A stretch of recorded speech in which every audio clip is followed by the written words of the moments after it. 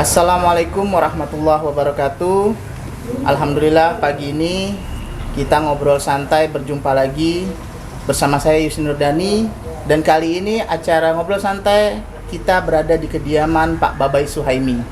Nah, dalam acara ngobrol santai ini tetap kita akan coba mengupas tuntas tentang masalah Depok pada pemerintahan yang ada sekarang dan kemudian bagaimana Depok ke arah depannya.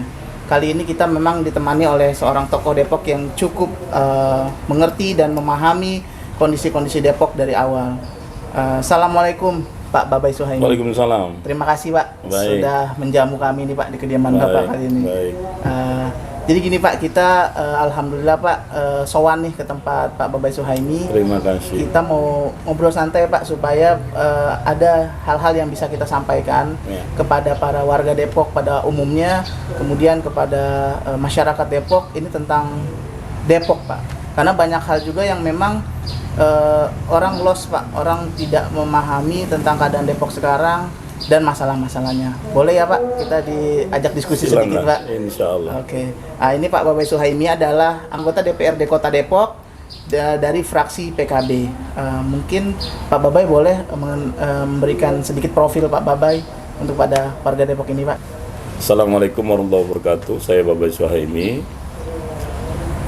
sebagai anggota DPRD Kota Depok dari fraksi PKB di Komisi 3 tentang pembangunan, dan di DPRD sudah 4 periode ini ya, walaupun dalam partai yang berbeda sebelumnya. Kemudian kita lahir di Depok, kebetulan saya asli orang Depok. Oke. Asli, nenek, kakek, semua keturunan di sini, Depok asli. Yang kan suku Betawi kayaknya saya ini, walaupun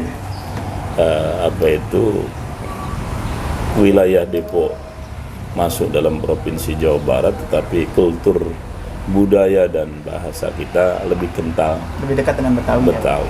Seperti itu. Mungkin itu. Seperti diketahui ini Pak Babai orang Depok asli dan catatan 4 periode di pemerintahan Kota Depok. Nah, ini Pak Babai kita mau bicara tentang Depok Pak. Selama berpisah dari Bogor awal mulanya, kemudian sampai sekarang, bagaimana Pak Babai melihat Kota Depok ini Pak? Iya, sesungguhnya kita bersyukur ya ketika itu ada beberapa tokoh-tokoh yang memperjuangkan agar Depok berdiri menjadi kota madya.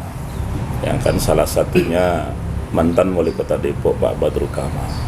Kemudian dulu ada tokoh pemuda ketua KNPI Kota Depok Pak Acai Pendi dan beberapa, sehingga tahun 99 alhamdulillah ya Depok ditetapkan lewat sebuah undang-undang nomor 27 tahun 99 akan tentang pembentukan daerah tingkat 2 bareng dengan Cilegon, akan sehingga Depok sejak saat itu berdiri sendiri, tidak lagi berada dalam posisi wilayah Kabupaten Bogor. Awal pertama APBD kita sangat kecil, cuma 800 juta ketika itu. Tetapi alhamdulillah karena memang semangat yang luar biasa dari beberapa tokoh, kemudian juga hasil pemilu 99 ya kan, ditempatkan beberapa tokoh-tokoh partai yang duduk sebagai anggota DPRD, semangat membangun Depok luar biasa.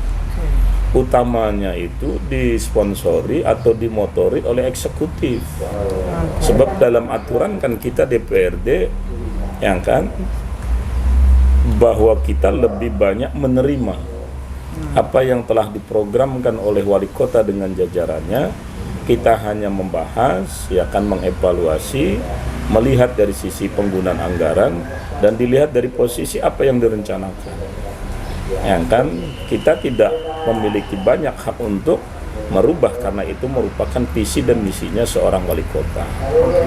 Nah, kendati APBD kita awal tahun 99 800 juta, kemudian beranjak selama 1 periode itu luar biasa. Yang kan bisa membuat beberapa jalan-jalan baru, membuat beberapa jembatan-jembatan baru yang dibangun oleh pemerintahan ketika itu di bawah pimpinan Pak Badrul Kamal. Kita ingat betul pertama dulu ada pembangunan yang sekarang GDC. GDC.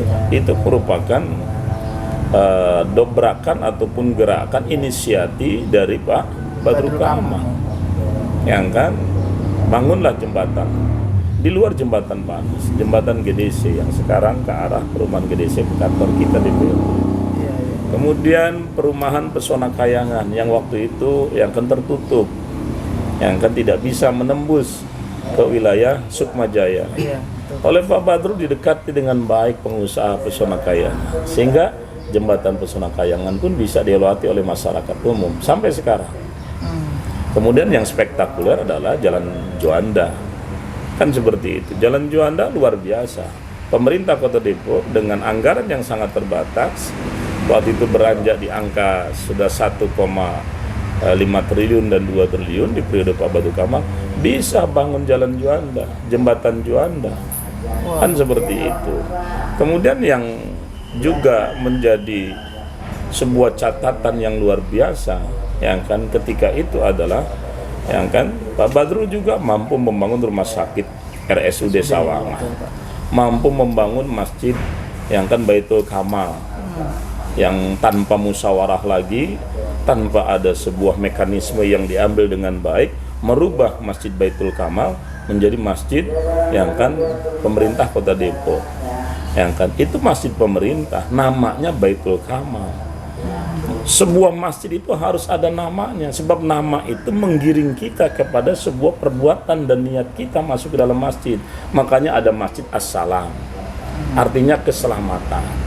Masjid Al-Ikhlas, kan gitu. Kalau masjid yang kan pemerintah Kota Depok, apa maknanya dari nama itu? Baitul Kamal itu kan ada maknanya, ada artinya yang sangat luar biasa. Kan kayak gitu. Dan itu diberikan oleh para ulama, yang kan, tetapi sayang yang kan tidak ada musyawarah merubah itu. Kemudian juga beberapa ruas-ruas jalan lain, pembangunan lain. Nah pertanyaannya, kok bisa dengan APBD yang kecil, kan gitu? Iya betul Pak. Dengan kemampuan sumber daya manusia yang ada, merubah yang kan tata ruang Kota Depok, merubah keindahan, merubah keadaan, termasuk membangun terminal. Karena Pak Badrul Kamal bersama seluruh jajaran dinasnya memiliki sebuah konsepsi yang jelas. Apa yang akan dibangun tahun ini, perubahan apa yang mau dilakukan yang kan pemerintah di dalam rangka mewujudkan kenyamanan, kesejahteraan, yang kan keamanan, kebahagiaan masyarakat Kota Depoknya. Kan itu. Iya betul Pak. Sehingga rule of the game yang dilakukan oleh pemerintah Kota Depok lewat yang namanya RPJMD itu jelas. RPJMD adalah sebuah payung hukum yang kan yang harus dilaksanakan oleh pemerintah kota, tetapi sifatnya juga bukan hanya sebatas normatif atau hanya sebatas menggugurkan, tapi harus ada capaian-capaian yang jelas.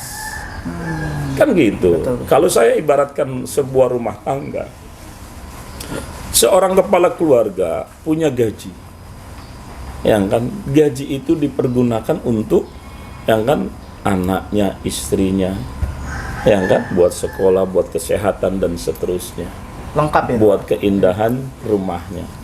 Tetapi bagi seorang suami, yang kan tentu dia akan punya kreasi lain dan inovasi lain di dalam rangka mewujudkan kesejahteraan keluarganya itu. Bagaimana dia bisa yang kan menyisipkan untuk rekreasi bagi anak istrinya, bagaimana dia menyisipkan untuk keindahan rumahnya. Jadi sebuah rumah tangga yang kan itu bergantung kepada kepala keluarga, mau di manage bagaimana keluarganya itu, rumahnya itu, yang kan kendati dia sudah tahu ya kan berapa keuangan yang dia bisa dapatkan, kan seperti itu. Nah begitu juga dengan pemerintah daerah, selain ada yang kan hal yang sudah termaktubkan di dalam RPJMD yang bisa dibedah di dalam APBD, tetapi ada kreasi-kreasi lain yang bisa ditimbulkan dan dilakukan oleh pemerintah kota melalui wali kotanya.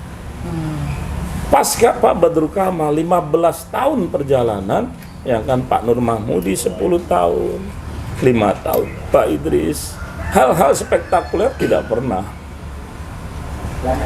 Dan konsepsi yang kan berkaitan dengan perencanaan pembangunan, bagaimana mewujudkan kesejahteraan masyarakat tidak jelas. Yang kan seorang wali kota itu kan harus tahu mana daerah yang penting, yang sangat penting, yang kan yang biasa saja, yang kan penting sangat penting beda. Maka seorang wali kota harus memiliki sebuah proyeksi anggaran dan intervensi anggaran daerah yang penting ini harus dibagaimanakan. Contoh, yang kan Depok terdiri dari 11 kecamatan, 63 kelurahan. Oh, wilayah ibu kota Depok ini daerah yang penting. Maka harus yang akan dibuat yang indah, dibuat yang bagus, karena akan menjadi sebuah catatan bagi berbagai pihak yang datang yang kan ke kota Depok, tentu yang kan akan melewati yang kan wilayah itu. Maka Margonda itu harus dibuat sedemikian rupa indah, nyaman, baik, bagus. Selama ini nggak pernah selesai seperti itu. Kemudian yang kedua adalah berkaitan dengan persoalan yang kan Cipayung, wilayah saya sendiri, yang dijadikan sebagai tempat pembuangan akhir sampah. 63 kelurahan buangnya di sini semua. Wali kota harus paham, yang kan Cipayung daerah untuk pembuangan sampah. Jalannya terdiri dari Jalan Raya Pitara, Jembatan Serong, Cipayung, atau Jalan Raya Keadilan Rawadeno, Rangkapan Jaya, Cipayung. Mobil dari tahun ke tahun bertambah terus, yang kan sebagai pengangkut sampah. Mobil-mobil yang sudah disiapkan oleh pemerintah, bahkan ukurannya pun luar biasa besarnya. Artinya apa? Oh, demi kenyamanan masyarakat, saya harus lebarkan jalan yang kan Raya Pitara Cipayung agar arus transportasi pengangkutan sampah ini baik dan bagus, tidak mengganggu daripada transportasi masyarakat. Tapi apa yang terjadi saat ini? Anda bisa lihat sendiri Jalan Raya Pitara mulai di Sandra Depok sampai dengan ke lokasi TPA tidak ada perubahan apa-apa. Bahkan nyaris membahayakan. Contoh, yang kan di perbatasan antara Kelurahan Cipayung dengan Kelurahan Pancoran Mas, ada beberapa pinggiran kali yang sudah masuk ke bibir jalan karena gugur. Itu tidak ada sebuah perencanaan. Tanpa harus diminta, seharusnya pemerintah kota sudah tahu, oh ini penting, ini demi keamanan masyarakat, ini demi kesejahteraan masyarakat. Betul. Kelurahan Cipayung sendiri yang notabene setiap hari masyarakatnya menghirup udara yang kurang bagus, yang kurang sehat, ada skala prioritas dong. Sampai saat ini Kelurahan Cipayung saja taman-taman bermain anak tidak pernah dibangun. Masa sih harus diminta? Masa sih harus diteriak-teriak? Seharusnya pemerintah punya tanggung jawab. Oh iya, harus saya bangunkan sebagai social cost dari penderitaan yang masyarakat Cipayung yang kan terima, hadapi, nikmati karena adanya sampah. Bangun sarana olahraganya buat anak-anak muda, tidak ada. Yang kan lapangan sepak bolanya, padahal kita punya, tidak ada intervensi dan perencanaan dari pemerintah kota saat ini. Lapangan olahraga bola voli kah, bulu tangkis kah, tidak ada. Yang ada swadaya masyarakat, tidak ada bantuan pemerintah. Masa saya harus teriak-teriak terus? Apa fungsinya wali kota? Yang kan seperti itu, yang seharusnya tahu dari hal yang terkecil sampai hal yang besar, dari yang kurang penting sampai yang sangat penting. Seorang wali kota harus tahu. Banyak contoh kok wali kota yang sangat peduli, wali kota yang sukses merencanakan sebuah pembangunan di daerahnya, karena kepada hal yang terkecil dia care, dia peduli, sampai kepada hal yang besar dia tahu apa yang harus dilakukan. Kan seperti itu. Betul. Nah, ini salah satu yang akan contoh nyata bahwa pemerintahan yang kan sampai lagi yang sekarang, karena memang tidak jelas manajemennya. manajemen perencanaan pembangunannya, yang kan pelaksanaan pembangunannya, kan kayak gitu. Semuanya hanya sebatas normatif, kan kayak gitu. Semuanya sporadis, yang kan. Betul, RPJMD menjadi acuan apa yang sudah tertuang, tetapi RPJMD hanya sebatas judul besar, kan gitu. Iya, betul. Di dalam RPJMD tidak secara detail yang kan tertuliskan, itu hanya judul besar. Misalnya di dalam RPJMD pemerintah Kota Depok 2000 yang kan 21 ini akan menciptakan yang kan apa itu taman-taman kota sebanyak 30 titik taman kota se-Kota Depok. Maka seorang wali kota yang kan bersama OPD terkait 30 taman kota itu kan gitu harus tahu mana yang harus diprioritaskan untuk membangun taman kota, mana daerah yang memang harus mendapatkan, kan seperti itu, taman kota lebih dulu. Kalaupun harus dengan membeli tanah sendiri, ya beli demi yang kan masyarakat yang memang perlu mendapatkan perhatian itu. Kemudian faktor keadilan juga menjadi yang kan titik. Jangan mengharapkan hanya sebatas pasos-pasum. Lantas daerah yang tidak punya spasum di mana? Keadilan harus diterapkan bagi seorang wali kota di dalam memimpin daerah. Karena masyarakat baik yang ada di pusat kota maupun di pinggiran, hak dan kewajiban sama. Masyarakat di sini bayar pajak. Masyarakat di sana pesona kayangan dan rumah-rumah mewah Raples sana bayar pajak juga.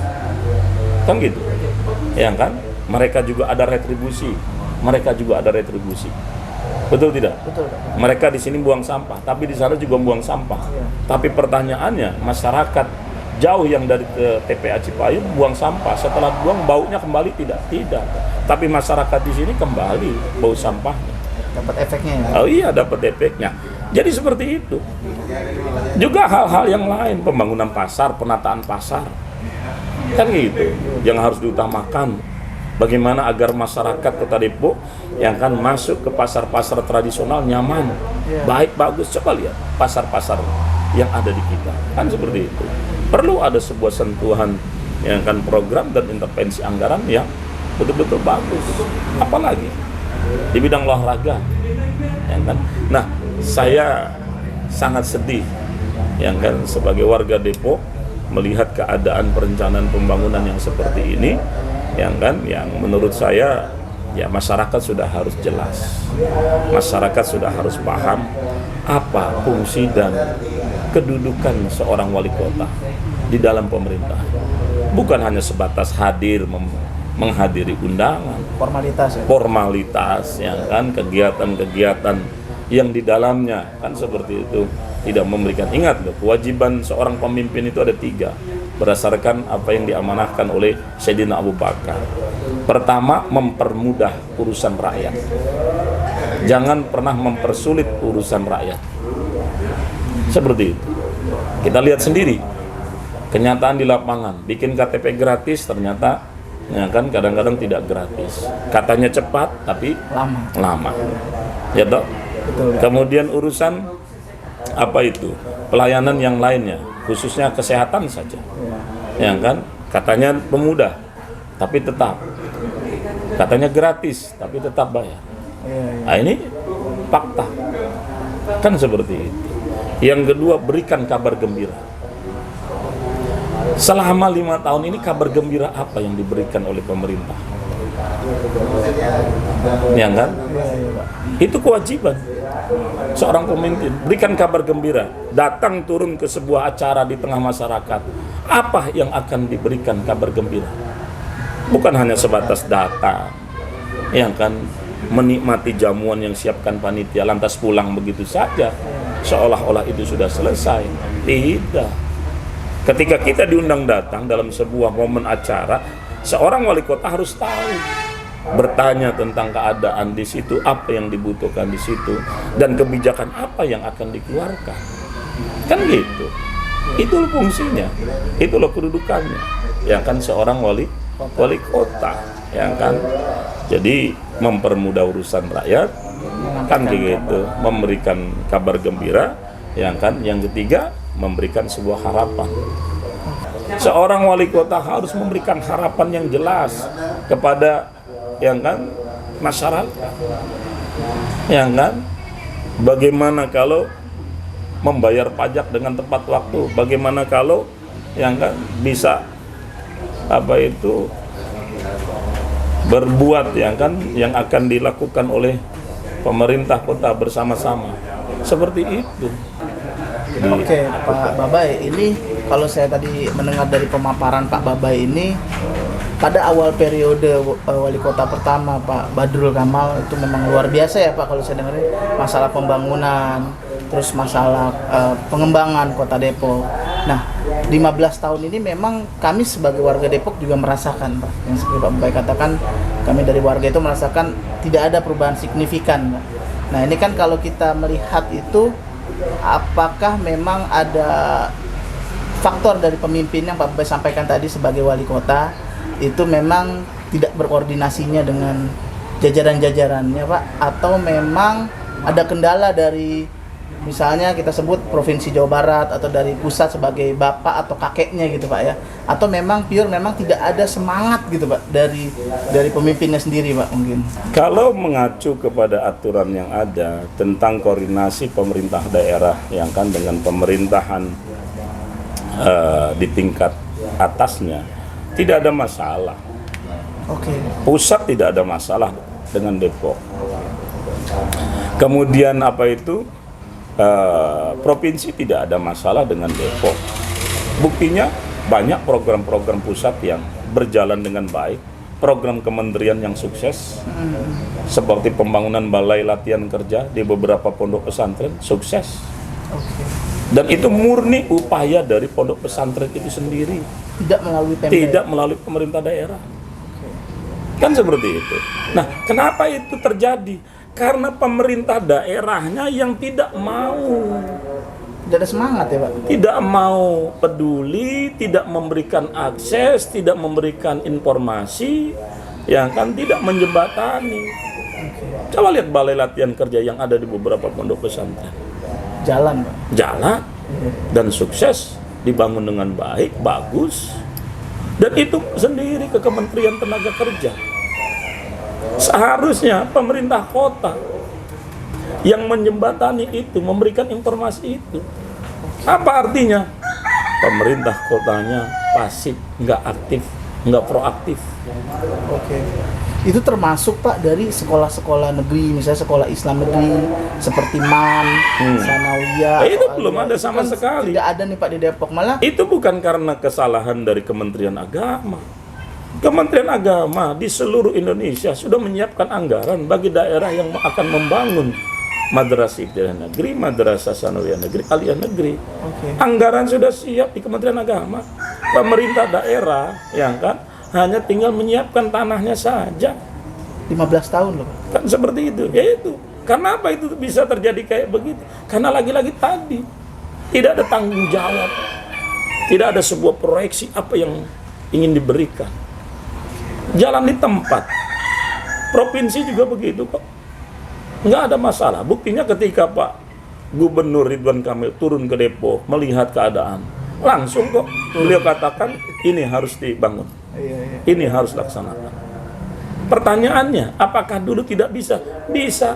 Kok kenapa tidak terjadi? Tidak terbangunnya komunikasi. Tidak adanya sebuah informasi. Iya betul. Karena wali kotanya yang tidak agresif. Makanya kita ke depan butuh wali kota yang anak muda. Ya kan, wali kota yang tidak terbebani oleh embel-embel pada dirinya. Wali kota yang kafah untuk turun ke tengah masyarakat tanpa harus membeda-bedakan. Ya kan, siapa masyarakatnya. Tanpa harus ada sekat-sekat. Ya kan, wali kota yang mau berkomunikasi, datang nemui Pak Gubernur, nemui dinas terkait ketika ada, nggak gengsi, tidak malu. Karena memang APBD kita nggak cukup untuk membiayai pembangunan yang ada di kota Depok.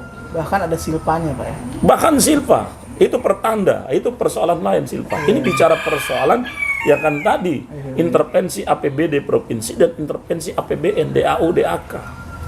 Ya kan, dana alokasi umum, dana alokasi khusus. Seorang wali kota perlu datang ke Pemda DKI, temui Pak Gubernur, ya kan, Anies Baswedan, kan gitu. Dan itu sudah dilakukan dulu oleh Pak Badrul Kamal. Dalam rangka apa? Melakukan turapisasi setu-setu yang ada di kota Depok. Provinsi punya kepentingan juga terhadap Depok. Utamanya adalah persoalan air.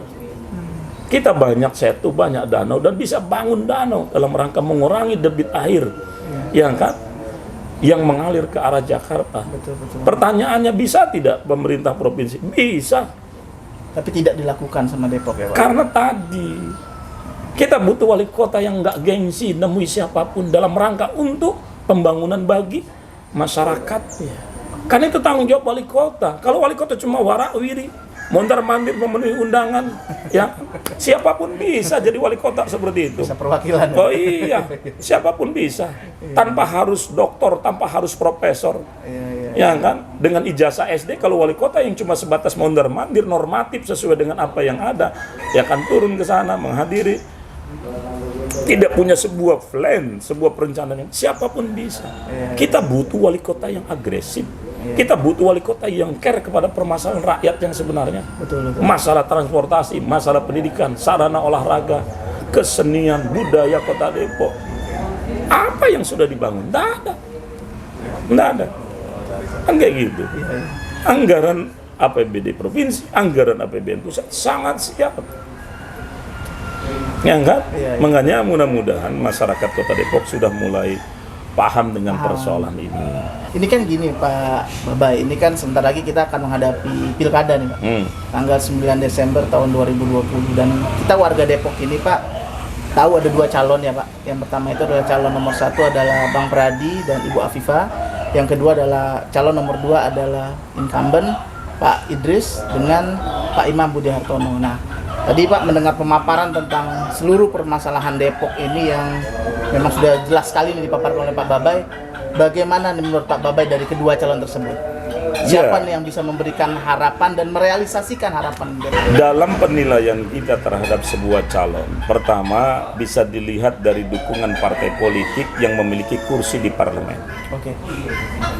Kalau dilihat dari kacamata itu, Pradi Apifah sudah memberikan sebuah kepastian dan jaminan yang jelas, ya kan, bahwa 33 anggota DPRD, ya kan, ada di Pradi Apifah.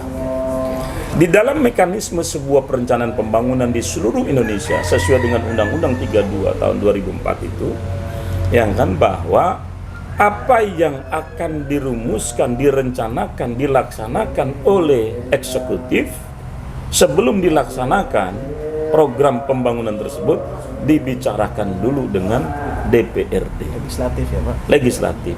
Nah, kalau Pradi Apifah yang berhasil jadi wali kota, maka sudah tidak ada problem di DPRD. Ya toh? Iya. Sudah tidak ada problem. Kenapa? 33 sudah 50% lebih, maka otomatis akan mulus. Satu. Yang kedua, dengan banyaknya dukungan parlemen yang dimiliki oleh Pradi Apifah, partai-partai yang ada, yang memiliki kursi di parlemen juga akan memberikan sebuah kemudahan bagi Pradi Apifah untuk melakukan komunikasi, untuk melakukan sebuah masukan, untuk melakukan sebuah komunikasi, mendapatkan masukan, informasi apa yang harus dilakukan. Anggota DPRD itu kan punya konstituen. Anggota DPRD itu kan perwakilan dari setiap wilayah, betul. dapil 1, 2, sampai 6 yang terdiri dari kecamatan-kecamatan. Sehingga sedikit banyak anggota DPRD tahu kecamatannya masing-masing, tahu masalahnya masing-masing. Anggota DPRD ada reses, eksekutif nggak ada reses. Apa reses itu? Komunikasi langsung dengan konstituen, dengan pemilih, turun langsung menyerap informasi dan menyampaikan informasi. Kan gitu, semua ada. Kayak gitu. Ya toh? Sehingga 33 anggota dewan akan menambah, ya kan, referensi perencanaan dan apa yang harus dilakukan ya kan oleh wali kota ke depan, oleh eksekutif. Termasuk juga referensi berkaitan dengan persoalan apa yang harus tertuang di dalam RPJMD ke depan. Jadi bagi masyarakat, dan saya yakin masyarakat Kota Depok sudah tahu itu, ya akan memilih nomor 1. Kalau program sendiri gimana Pak Bobe? Program sendiri luar biasa. Tapi Pak Bobe melihat 2 calon ini ya. Ada kejenuhan mekanisme yang dilakukan oleh eksekutif bersama dengan DPRD dan komponen masyarakat, RT RW, ya kan? RT RW dan kelurahan, yaitu mekanisme musrenbang. Iya.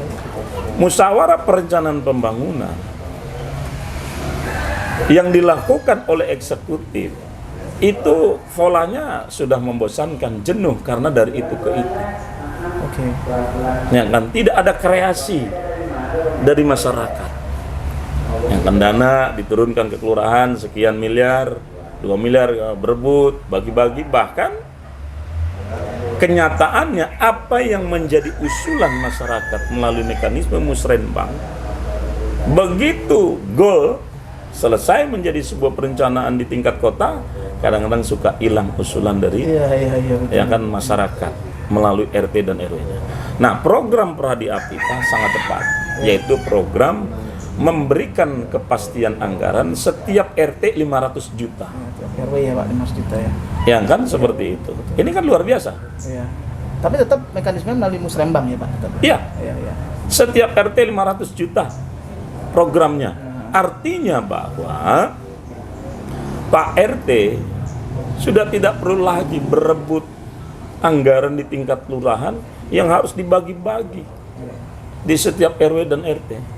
Pradi Apipa berhasil dan jadi ketika seorang RT sudah punya anggarannya, tahu anggarannya berapa yang bisa digunakan untuk menata lingkungannya sebesar 500 juta ini, maka di dalam mekanisme Rusenbang RT tinggal menyampaikan 100 juta untuk saluran air, 100 juta misalnya untuk apa itu jalan, ya kan, setapa, 50 juta untuk pembangunan, ya kan, sarana keagamaan masjid ini atau muslimat ini bagi ibu-ibu, misalkan 50 juta untuk membangun, ya kan, apa itu taman bermain, atau menyiapkan sarana olahraga. Oh, luar biasa. Maka Pak RT akan memiliki sebuah nilai di masyarakat dan dia tidak pusing lagi harus lobi dewan, harus lobi Pak Lurah, lobi LPM. Tidak. Dan ini ide yang cemerlang, yang brilian dalam rangka menghidupkan yang kan apa itu penataan lingkungan di tingkat terkecil berbasis RT. Sekarang ini sudah tidak lagi berbasis kelurahan, tapi harus berbasis RT. Betul. Karena Pak RT yang tahu lingkungannya. Betul, Pak. Jalan-jalan utama, iya salurannya, tapi jalan lingkungan, Pak RT yang tahu. Apa kita dewan tahu semua? Eksekutif tahu semua? Belum tentu. Tapi Pak RT lebih tahu mana rumah-rumah yang kan yang perlu diperbaiki, yang kan seperti itu, tanpa ada motif politik. Karena Pak RT ini adalah yang kan bebas dari politik praktis. Banyak Pak RT yang memang bukan merupakan pengurus partai, kan seperti itu. Sama mereka murni. Selama ini rumah tidak layak huni, yang digarap oleh eksekutif bersama dewan, banyak dimanfaatkan untuk kepentingan politik. Kan seperti itu. Yang sesungguhnya, kriterianya itu meragukan, karena tadi intervensi politik jadi dilakukan. Kan seperti itu. Seolah. Nah, ini ketika nanti RT sudah memiliki anggaran yang jelas seperti itu, RTLH rumah tidak layak huni tidak perlu lagi dewan yang membahas, tidak perlu lagi dewan yang mengusulkan, cukup Pak RT. Karena satu rumah itu 20 juta. Kan kayak gitu. Kalau 5 rumah 100 juta. Kan seperti itu. Dan Pak RT kalau satu RW ada 7 RT, berarti 7 kali 5 35 rumah selesai. Ya toh, dan Pak RT akan betul-betul semangat, bekerja sampai lagi. Insentif RT sangat kecil, betul. Ya kan saat ini. Ingat loh, pemilihan ketua RT itu ada juga lewat mekanisme, apa itu voting, yang tidak sedikit mereka mengeluarkan biaya. Iya, iya, iya. Tidak sebanding dengan insentif yang diterima. Nah, Pradi Apipa ada. Ke depan beliau jadi akan menambah, ya kan? Nilai insentif itu. Kan seperti itu. Saya mengusulkan 2 juta kalau perlu per RT setiap bulannya. Ya kan? Nilainya nanti berapa? Yang bisa, itu usulan saya, kan seperti itu. Nah, itu banyak. Program mengenai yang kan KTP gratis untuk berobat gratis dengan ber-KTP. Itu luar biasa. Yang belum ada selama ini ya. Yang belum ada selama ini. Kan kayak gitu. Karena tidak semua masyarakat Kota Depok yang ber-KTP Depok mampu membayar BPJS. Iya, betul, Pak, betul. Walaupun cuma sebesar 16.000 ataupun 25.000 kalau nggak salah sekarang yang paling murah. Kan nggak semuanya mampu. Bukan berarti tidak mampu, tetapi tidak tercover kebutuhan kesehariannya untuk anaknya sekolah, untuk yang kan sampai lagi kalau bagi masyarakat yang pendapatannya serabutan. Iya, iya. Ya kan bulanannya tidak jelas karena kerjanya yang kan tidak menentu, katakan gitu. Seperti itu. Model seperti itu. Apakah bisa dia prediksi besok bisa bayar? Disinilah ya kan letaknya KTP itu berfungsi juga sebagai kartu pelayanan kesehatan. Nah, siapa yang membiayai kan gitu? Dari APBD kita. Kan gitu. Dan itu sudah dilakukan di beberapa daerah. Depok ketinggalan kok. Berarti yang lain bisa ya, Pak? Oh, bisa. Kenapa tidak? Dan itu hak masyarakat untuk mendapatkan pelayanan kesejahteraan, ya kan, dan kesehatan yang jelas. Makanya program KTP berobat gratis dengan KTP, membawa KTP saja, ini luar biasa. Dan ini harus disambut baik oleh para masyarakat Kota Depok terhadap program dari Pak Pradi dan Bu Apipa. Kemudian apa lagi? Program tentang yang kan pendidikan. Seperti itu. Program tentang membangun sekolah-sekolah yang kan tadi madrasah ibtidaiyah, sanawiyah dan aliyah. Ini juga luar biasa yang dirindukan oleh masyarakat Kota Depok. Digembor-gemborkan oleh pemerintahan sekarang Depok kota religius, Depok. Oh, enggak. Tapi nyatanya apa? Yang kan yang diprogramkan. Guru ngaji saja dulu yang dijanjikan akan diberikan insentif. Ternyata tidak, Pak. Tidak. Iya, betul. Yang kan tidak berjalan. Yang kan pernah diberikan pilih kasih. Kan kayak gitu. Kita tidak mau dong. Kelompok ya, Pak? Iya. Nah, ini cukup bagus. Program dari yang kan Pradi Apipa. Apalagi berkaitan tata ruang kita, keindahan kota. Saya sudah tekankan yang kan kepada Pradi Apipa agar keindahan kota itu harus menjadi skala prioritas. Kalau kita ibaratkan rumah kita kalaupun kecil tapi kalau indah, dari catnya bagus, yang kan, kemudian penataan warnanya yang kontras rumah itu, ada bunga-bunga, yang kan, yang ditata enak. Rumah kecil tapi asri, nyaman tinggal dan betah. Begitu juga kota, bukan hanya sebatas jalan, oh sudah dibeton, kan gitu. Tapi keindahannya penting, karena jalan itu setiap hari digunakan oleh masyarakat, bahkan kepadatan luar biasa. Kalau jalan orang yang dilalui, contoh jalan raya Sawangan menuju Bojongsari, kalau Sabtu Minggu di jam-jam tertentu macetnya minta ampun. Kayak kemarin saya hari Sabtu ada kegiatan, yang kan 1 jam lebih antri, harus cari jalan-jalan tikus. Tapi ketika macet, kiri kanannya indah, rapi, kan gitu, kan luar biasa, nyaman ya, nyaman. Jadi kenyamanan dan keamanan bagi masyarakat pengguna jalan harus menjadi tanggung jawab wali kota. Harus itu. Sebagai pemimpin ya, Pak? Sebagai pemimpin. Gitu. Tapi kenyataannya kan, mohon maaf, yang kan begal saja di Depok luar biasa. Banyak kan kayak gitu. Nah, keindahan ini juga menyangkut juga bagi pejalan kaki. Kenyamanan dan keamanan ini juga menyangkut pejalan kaki. Yang kan harus ada keadilan yang diberikan oleh pemerintah di dalam jalan, penggunaan jalan. Kadang-kadang kita pemerintah hanya memperhatikan jalan utama untuk kendaraan roda 4, kendaraan roda 2, kendaraan sepeda, tapi lupa pejalan kaki. Ini adalah sebuah hal yang harus diperhatikan sebagai bentuk keadilan. Adil dong, karena pejalan kaki bayar pajak. Ya toh? Mereka juga ada sumbangsinya. Kan gitu. Nah, ini tidak, coba lihat trotoar yang ada di Kota Depok. Nah, salah satu bentuk keadilan bagi pengguna jalan, bagi masyarakat itu di jalan itu adalah bukan hanya yang punya mobil, yang punya sepeda motor, yang punya sepeda, tapi pejalan kaki pun punya hak untuk mendapatkan keadilan berupa pembangunan agar dia bisa jalan dengan aman dan nyaman. Apa itu? Trotoar. Sekarang bicara trotoar di Margonda, coba lihat, banyak bolongan, Pak. nah, luar biasa, hancur. Saya kemarin jalan di salah satu jalan, ngeri ketika memang tidak ada trotoarnya karena berada di pinggir jalan, itu kan membahayakan. Tapi kalau ada di trotoar, ketika mobil mepet ke pinggir jalan, aman. Dia tidak mungkin akan menyentuh kita langsung karena bannya akan mentok trotoar. Iya, betul. Tapi kalau kita jalan di jalan raya itu, kemana lagi? Wong di trotoar saja bahayanya masih cukup tinggi, sampai lagi nggak ada trotoar. Iya. Tanggung jawab siapa itu? Pemerintah. Itu nyata.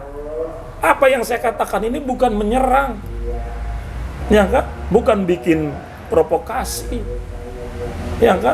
bukan bikin sebuah apa, tapi nyata.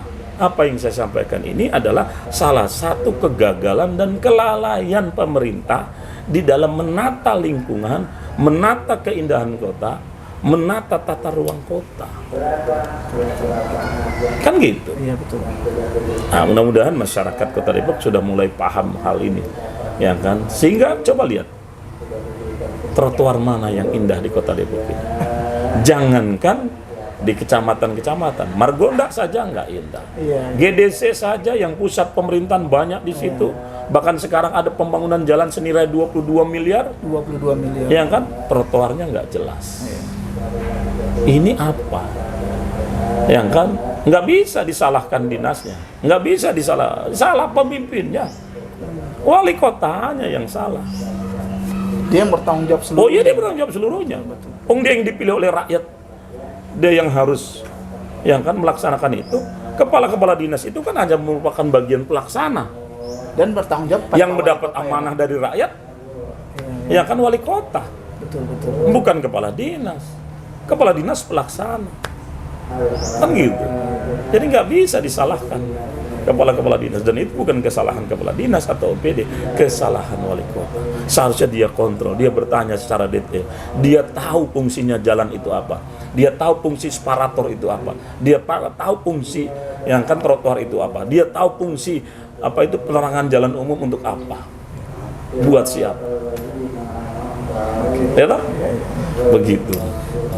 Jadi Pak, nomor 1, nomor 2. Ya, saya jelas nomor 1. Nomor 1 ya. Selain dari Pradi Apifah adalah usungan partai saya, PKB, karena saya sendiri juga sebagai orang muda yang usianya juga kita kan di bawah 50 tahun ya, Pak Pradi ya seperti itu. Masa sih saya harus memilih orang yang sudah tua, yang sudah tidak energik? Saya harus tetap pilih yang muda, yang energik, yang bisa diajak bicara, mau menerima masukan, tidak baperan, tidak ego, tapi menjadi wali kota yang lembut, yang ramah, yang siap menerima dari semua pihak dan menganggap seluruh komponen masyarakat Kota Depok dari warna apapun, dari golongan manapun adalah masyarakatnya. Kita tidak mau wali kota yang membeda-bedakan. Oh, ini orang yang tidak memilih, ini dari golongan ini, bukan golongan saya. Kan gitu. Anggota DPRD provinsi kita ada 7 loh. 9 kalau nggak salah. Kan seperti itu. 9. Selama mereka jadi itu belum pernah diajak bicara, duduk bareng. Ya kan? Benar nggak? Benar. Seharusnya diajak bicara. Biar menjadi media untuk membangun komunikasi yang intens dan baik dengan gubernur. Itu penting. Nah, itulah salah satu fakta lagi nyata Kenapa Depok menjadi seperti ini? Karena memang persoalan pemimpinnya yang kurang, ya kan, proaktif, kurang peduli, kurang ini. Oke Pak. Siap. Sedikit Begitu. Pak, terakhir mohon bisa Pak Babay menyampaikan kepada seluruh warga Depok pada umumnya dan khususnya konstituen-konstituen Pak Babay untuk mengajak Pak ke memilih Pradi Afif dan tidak golput pada tanggal 9 Desember nanti Pak. Ya. Silakan Pak. Kepada seluruh masyarakat Kota Depok, dimanapun Anda berada, yang tua, yang muda, semuanya bapak-bapak, ibu-ibu, wabil khusus milenial Kota Depok, ya kan, saya mengingatkan pertama, jangan tidak datang untuk memilih tanggal 9 Desember. Karena suara bapak, ibu, saudara, kaum muda milenial adalah menjadi penentu perubahan bagi Kota Depok yang kita harapkan.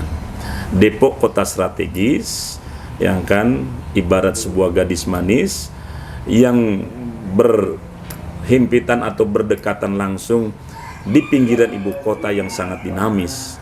Maka wajar Depok ke depan harus dijadikan oleh seorang wali kota menjadi kota metropolis. Depok yang kan kota yang luar biasa majemuknya masyarakatnya. Maka yang kan kita ke depan berharap wali kota yang betul-betul, ya kan, bisa mengayomi semua masyarakatnya tanpa harus membeda-bedakannya. Yang kedua, saya berharap kepada seluruh masyarakat Kota Depok niatkan ibadah untuk mencoblos nanti.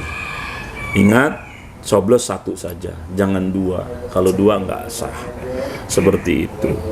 Nah, yang ketiga, ingat, ya kan, ada salah satu pasangan yang mewakili komponen masyarakat, ya kan, yaitu Bung Pradi, warga Depok, orang Depok, yang kan, dari kaum laki-laki. Bu Afifa, warga Depok, warga Nahdien, yang kan, wanita. Jadi ini pasangan yang lengkap. Bung Pradi mewakili, yang kan, kaum laki-laki, Bu Afifa mewakili wanitanya.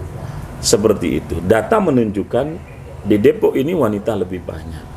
Sehingga sentuhan perasaan yang selalu dimainkan oleh wanita, ibu-ibu ini akan ada pada posisi Bu Afifah.